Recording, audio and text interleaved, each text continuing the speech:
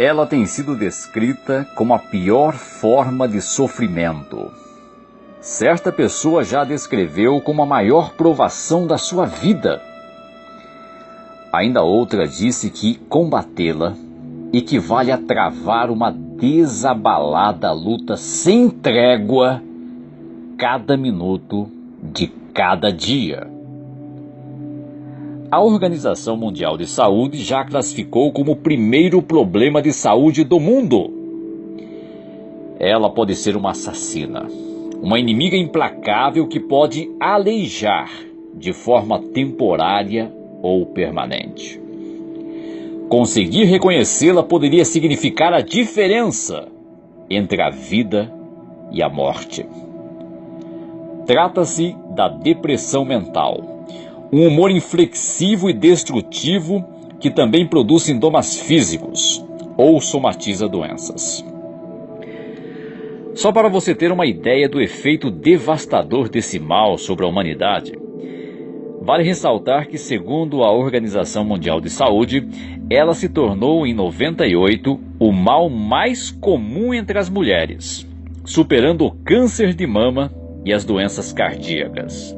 Cerca de 330 milhões de pessoas de ambos os sexos no mundo inteiro padecem desse tipo de sofrimento profundo, o equivalente a 2 vezes a população do Brasil.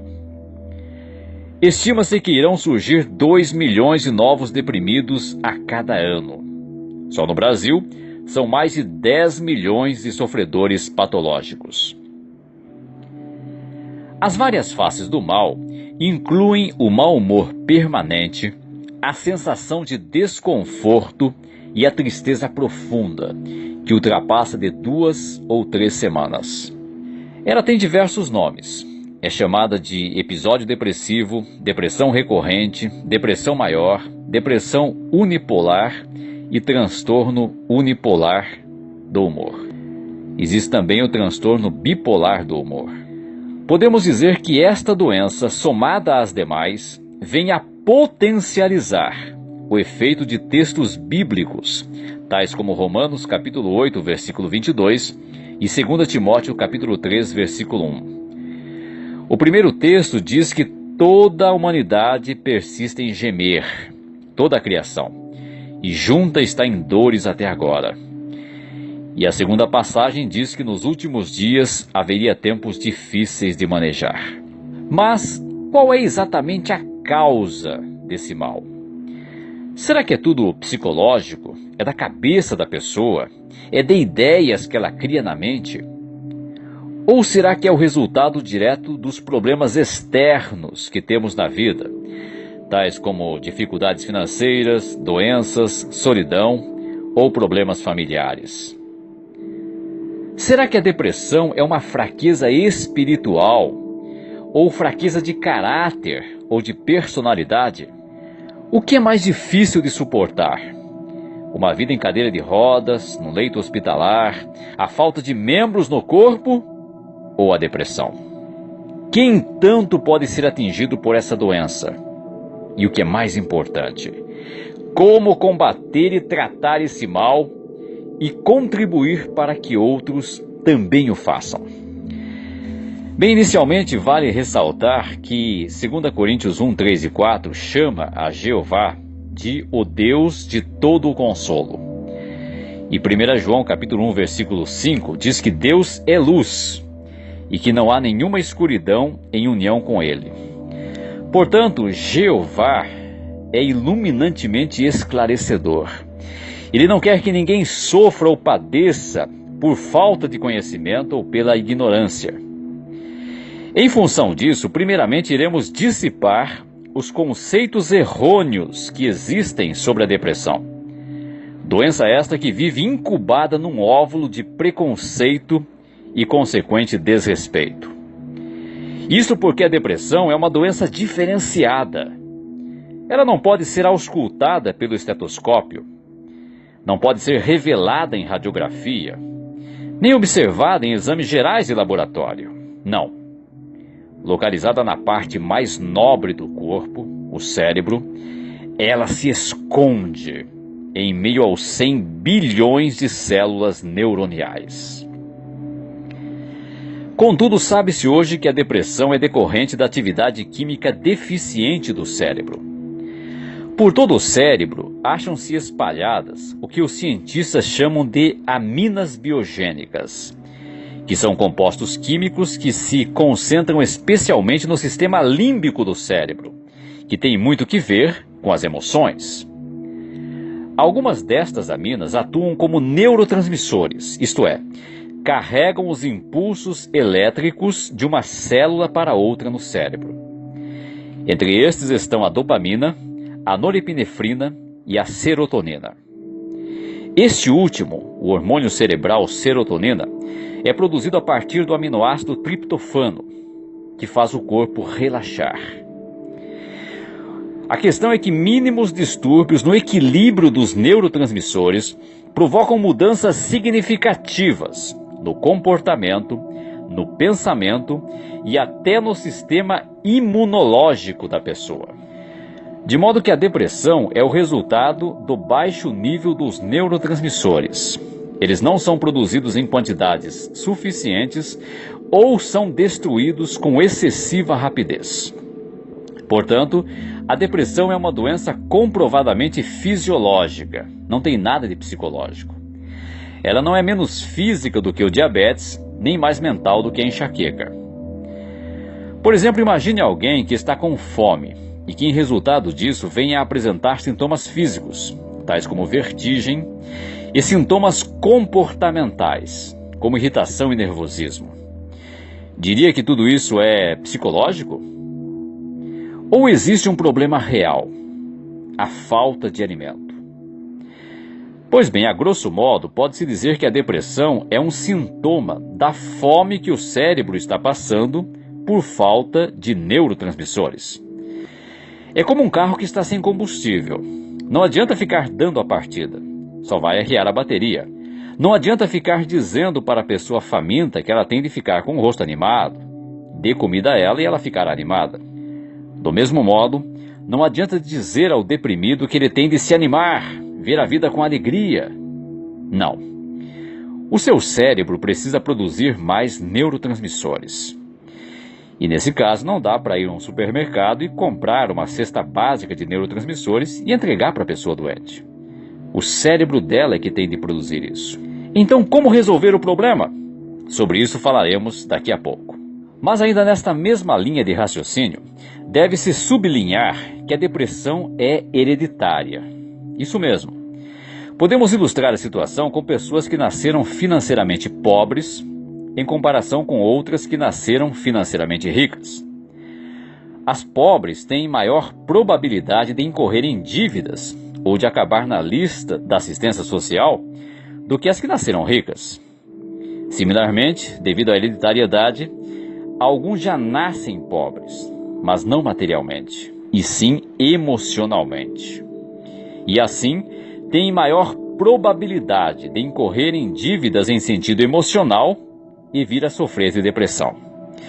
É como um limite de cheque especial. Se a pessoa ultrapassar aquele limite, ela vai ficar em débito para com o seu banco da saúde e ele não vai pagar a conta.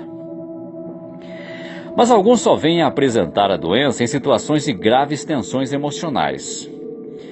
Então surge a pergunta, não seria então a depressão um mal circunstancial, provocado pelo ambiente externo em que a pessoa se encontra? Não. Podemos comparar a pessoa deprimida com um carro que enguiça ao subir uma forte ladeira. Em certo sentido, isso se deu pelo fato de subir a ladeira. Por outro lado, se o motor estivesse em bom estado, o problema não teria acontecido. Portanto, o estresse do meio ambiente pode desencadear o colapso, mas para isso acontecer, tem de haver uma deficiência biológica, uma fraqueza no motor. De modo que a tendência à depressão é genética. O desgaste cotidiano apenas cumpre o papel de mero detonador. Mas uma vez que a depressão é uma doença fisiológica, ela não é uma doença espiritual. Então vamos comprovar isso através de uma passagem bíblica. Filipenses capítulo 2, versículo 25, que nos diz o seguinte: No entanto, considero necessário enviar-vos Epafrodito, meu irmão e colaborador, e soldado companheiro, mas vosso enviado e servidor particular para as minhas necessidades. Então, o apóstolo Paulo, por volta do ano 58 era comum, estava preso em Roma. Os cristãos em Filipos, na Grécia, embora materialmente muito pobres, queriam muito ajudá-lo, de modo que enviaram Epafrodito, um outro cristão, até ele. A viagem até Roma era muito extensa, cansativa e perigosa. É provável que Epafrodito tenha seguido a via Ignácia, uma estrada romana que atravessava a Macedônia.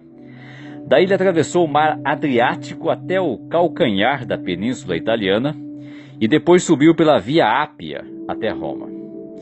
Foi uma viagem de mais de 1.200 quilômetros, numa só direção, que provavelmente levou mais de um mês, cobrindo de 30 a 35 quilômetros por dia, exposto às intempéries como o frio, o calor abrasador, chuvas, tempestades, ventos cortantes e a perigos e salteadores.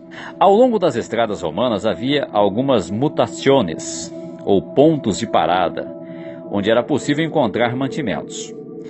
Essas tabernas tinham uma reputação horrível, sendo frequentadas por prostitutas, assassinos, ladrões, escravos foragidos, carrascos e fabricantes de caixões. Havia um só copo para todos. E ninguém tinha uma cama só para si, nem uma mesa separada dos demais.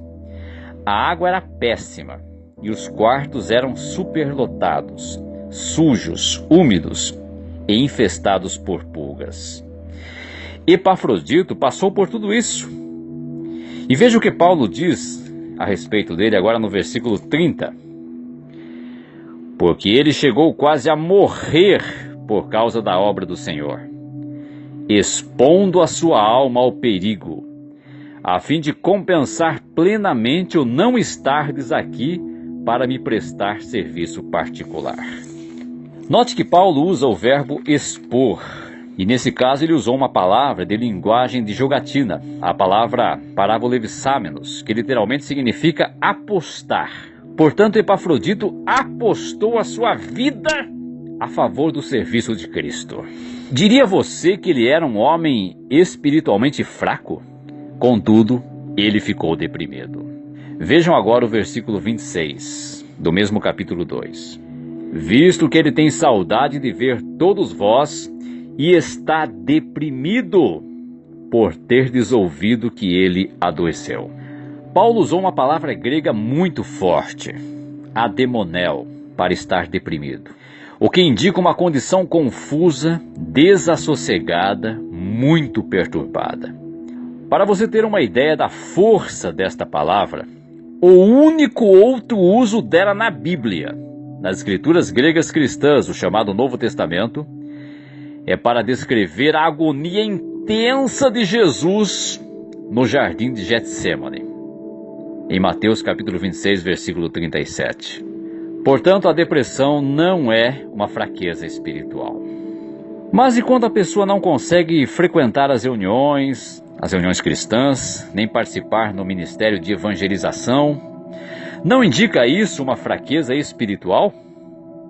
Não necessariamente.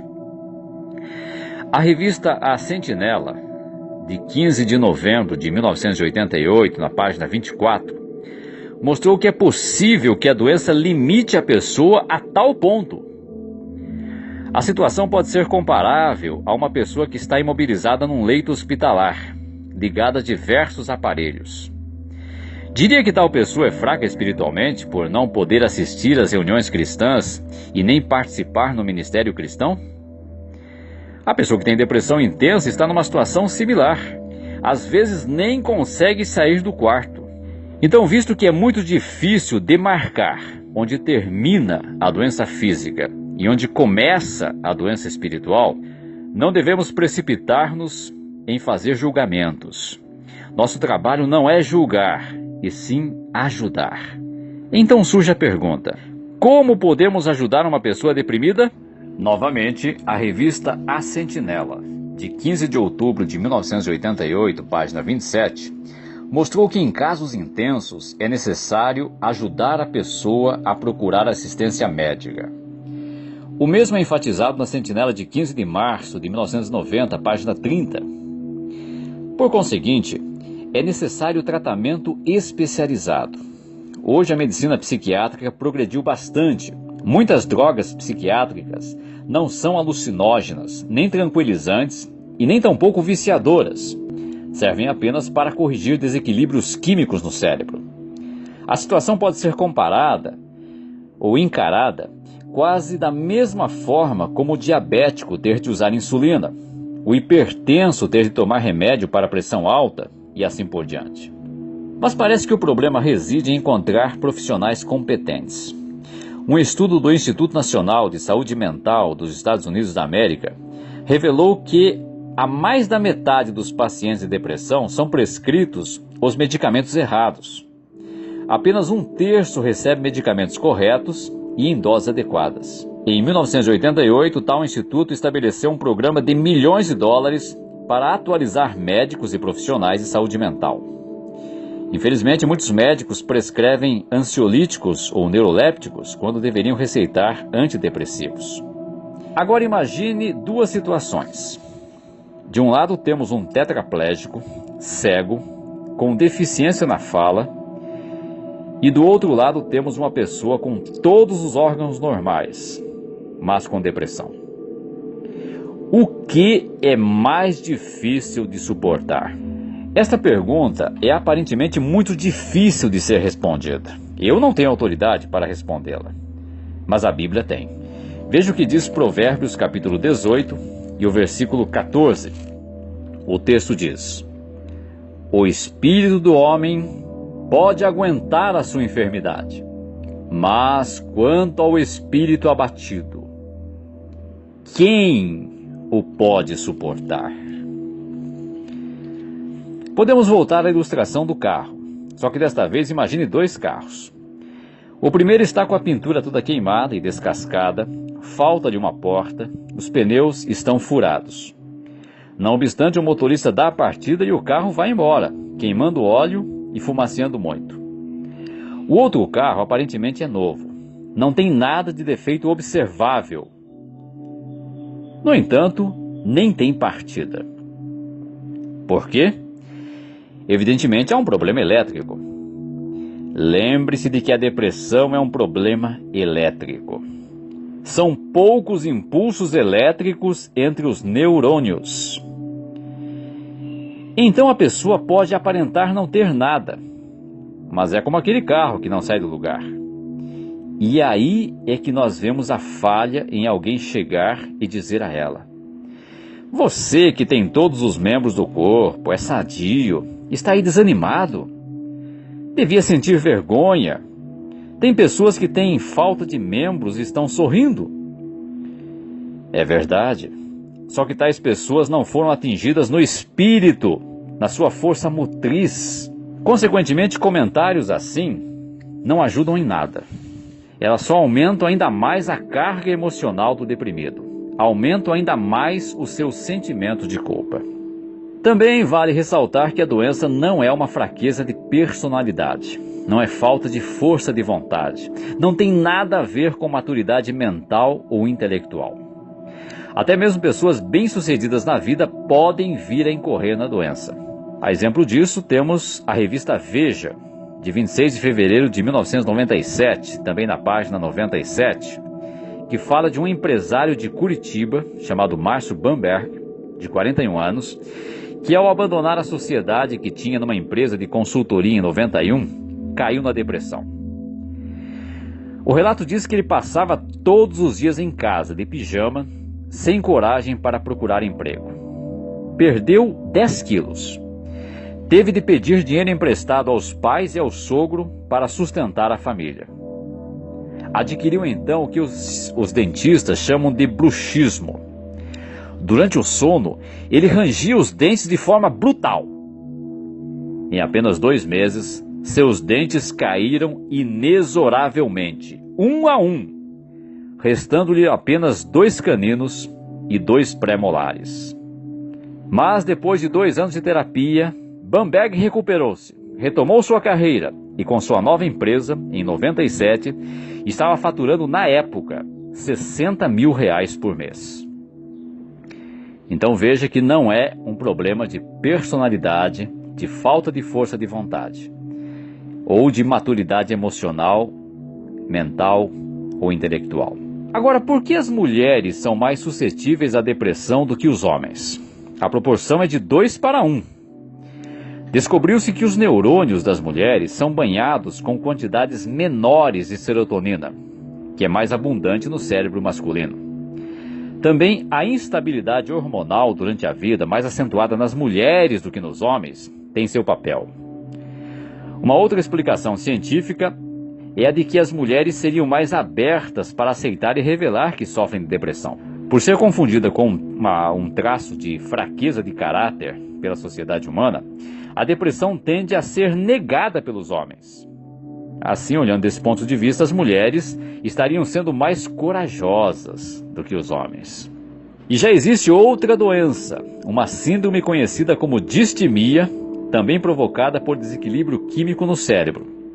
Essa doença foi reconhecida pela Organização Mundial de Saúde no começo dos anos 90 e afeta mais de 5 milhões de brasileiros. Você conhece aquela pessoa que já acorda de mal com a vida? Conhece? Que não tem vontade de se levantar da cama, que está sempre mal-humorada. É o coloquialmente chamado pavio curto, é pessimista e mesmo nas mais divertidas situações ou festas não consegue ter prazer? Seria um chato? Não. Um distímico. Hoje a chatice tem outro nome, chama-se distimia, a síndrome do mau humor crônico. Eu vou fazer aqui uma série de perguntas que são uma adaptação de um teste da Universidade de Cornell, nos Estados Unidos, para ajudar a identificar a distimia. E à medida em que você ouvir as perguntas, procure analisar se você possui esses sintomas mencionados aqui. Primeira pergunta: você fica chateado ou deprimido a maior parte do tempo? 2. Isso vem acontecendo nos últimos 2 anos? 3. Quando você fica deprimido, perde o apetite ou come demais? 4. Você tem problemas para dormir ou dorme muito? 5. Você sempre fica muito cansado? 6. Você tem pouca energia para fazer atividades? 7. Você é introspectivo, uma pessoa fechada? 8. Você se acha sem valor ou como se estivesse sempre falhando? 9. Você tem problemas de concentração? E 10. Você tem problemas para tomar decisões? Se você respondeu sim a 3 ou mais destas perguntas, não descarte a possibilidade de estar com distimia. A diferença entre a depressão e a distimia é que a depressão é incapacitante e a distimia é autolimitante. Quer dizer, no caso da distimia, a pessoa desenvolve as atividades normais da vida, mas sem sentir prazer. O tratamento com medicação adequada ajuda a equilibrar os neurotransmissores do cérebro. Porém, além da ajuda médica, o que podemos pessoalmente fazer? É interessante que certa pesquisa demonstrou que o modo em que pensamos pode influir na química de nosso cérebro. Isso mesmo, conforme o tipo de pensamento, nós formamos um neurotransmissor diferente. Vamos fazer aqui um teste? Pensa num jardim bastante florido, um local atapetado de grama verde. Ou talvez numa praia com gaivotas voando, um lindo pôr do sol, uma brisa suave e refrescante. Se você visualizou isso, então você produziu um neurotransmissor chamado GABA, o ácido gama-aminobutírico, que acalma as células. Isso nada mais é do que uma explicação científica de um texto bíblico que já foi escrito há muito tempo. há muitos séculos. Filipenses capítulo 4 e o versículo 8, que nos diz: Por fim, amados, todas as coisas que são verdadeiras, todas as que são de séria preocupação, todas as que são justas, todas as que são castas, todas as que são amáveis, todas as coisas de que se fala bem, toda virtude que há e toda coisa louvável que há, continuai a considerar tais coisas. Então veja, se focarmos a mente em coisas positivas, evidentemente iremos produzir neurotransmissores que darão alegria, prazer, calma. Observe também que o texto fala de observar coisas que são castas, coisas que são moralmente corretas. Portanto, evite espetáculos que firam a consciência. De modo que temos de ajustar o nosso padrão de pensamentos. Uma das coisas que precisamos riscar da nossa vida é uma palavra chamada perfeccionismo. Querer tudo perfeito. Eclesiastes 7,16, na parte A, fala para não ser justo demais, ou seja, exigente demais. Querer ter sucesso em tudo, ser capaz de suportar qualquer dificuldade com disposição calma, nunca ofender-se, estar sempre no auge da eficiência. Isto simplesmente não existe, é irreal. Estamos muito aquém da perfeição. Outra coisa é descartar a excessiva generalização. Encarar um único acontecimento negativo como se fosse um infindável padrão de derrotas. É 8 ou 80? Não, nem 8, nem 80. Uma única falha, quando conscientemente combatida, não compromete todas as suas qualidades. Deve-se também evitar o errado senso de valores, ou seja, depender do que os outros pensam sobre nós, depender do dinheiro, da posição social, do poder ou das drogas. Temos de depender do que Jeová pensa sobre nós. Portanto, tenha um conceito equilibrado de seu próprio valor. Visto que Deus considera preciosos os seus servos, nossa aprovação não depende de outros humanos.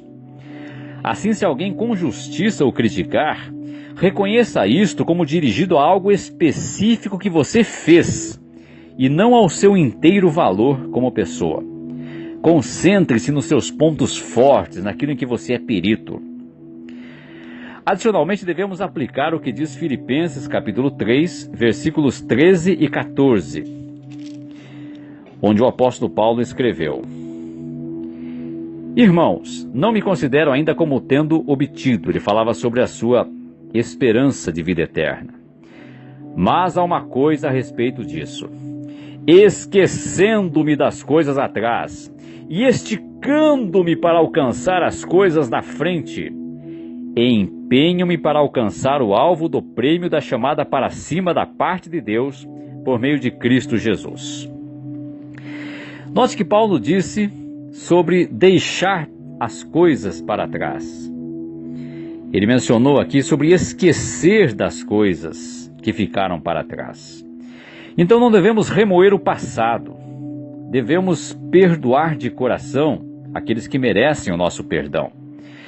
É interessante que essa palavra perdoar tem um significado bastante forte, porque esse prefixo per tem um sentido bastante forte, e nós encontramos-lo em verbos tais como persistir, que é muito mais do que insistir. É insistir de forma continuada. Perseguir, que é muito mais do que seguir, é seguir encarniçadamente alguma coisa. Perdurar, que é muito mais do que durar, mas é durar continuamente, por um longo período, por toda uma vida.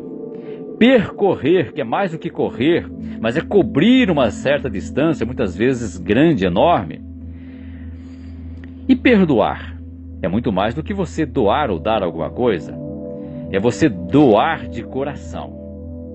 Então, perdoe o passado, esqueça-o, deixe-o para trás e viva a sua vida a partir de agora. Também não desperceba o valor da oração. Mesmo que não percebamos, as orações dos servos de Jeová são ouvidas instantaneamente, de uma forma talvez que você não perceba no momento, mas irá perceber futuramente. Por fim, temos de evitar a ideia promovida pelo diabo de que nós não valemos nada e de que nós não somos amados. Portanto, se a vida nesse sistema de coisas lhe tiver ensinado a encarar-se como um obstáculo desanimador demais, mesmo para o amor imenso de Deus superar, ou que suas boas obras são insignificantes demais para serem notadas mesmo pelos olhos dele, que observam tudo, ou que seus pecados são enormes demais para serem cobertos mesmo pela morte do filho precioso dele, então a vida lhe ensinou uma grande mentira. Rejeite mentiras assim com toda a repugnância que elas merecem. Ao contrário, lembre-se sempre do amor de Deus, que foi esplendidamente ilustrado pelo apóstolo Paulo no livro de Romanos, no capítulo 8. Inicialmente, vamos ler os versículos 31 e 32, onde ele diz: Que diremos então quanto a estas coisas? Se Deus é por nós, quem será contra nós? Aquele que nem mesmo poupou o seu próprio filho, mas o entregou por todos nós, por que não nos dará também com ele bondosamente todas as outras coisas? Reflita comigo. Se Jeová não poupou o mais caro tesouro do seu coração, o que é para ele nos dar o paraíso na terra? O que é o paraíso em comparação com o Filho de Deus? Lemos no versículo 35. Quem nos separará do amor do Cristo? Acaso tribulação, ou aflição, ou perseguição, ou fome, ou nudez, ou perigo, ou espada? Versículos 38 e 39. Pois estou convencido de que nem a morte, nem a vida, nem anjos, nem governos, nem coisas presentes, nem coisas por vir, nem poderes, nem altura, nem profundidade, nem qualquer outra criação será capaz de nos separar do amor de Deus, que está em Cristo Jesus, nosso Senhor. Aqui diz que nem a morte pode separar-nos do amor de Deus. Obviamente está falando do amor que Deus tem por nós, e não do amor que nós temos por Deus. Porque o nosso amor por Deus acaba sim na morte. Lá em Eclesiastes 9, 5, 6 e versículo 10, diz que na morte não há amor, não há inveja, não há ciúme, porque a pessoa está inconsciente. Mas o amor de Deus por ela não acaba na morte, porque Jeová prometeu ressuscitá-la, e fará isso no tempo devido. Que Deus maravilhoso nós temos! Portanto, tenha certeza de que Deus tem interesse pessoal em você, que Ele compreende suas limitações e que lhe dará força para enfrentar cada dia. Fixe seus olhos na preciosa esperança à frente. Encare o distúrbio como um refinador de sua fé. E, principalmente, siga o conselho do texto temático do cântico que nós cantamos hoje. O texto do Salmo 55, 22, que declara: lança o teu fardo sobre o próprio Jeová, e Ele mesmo te susterá. Nunca permitirá que o justo seja abalado.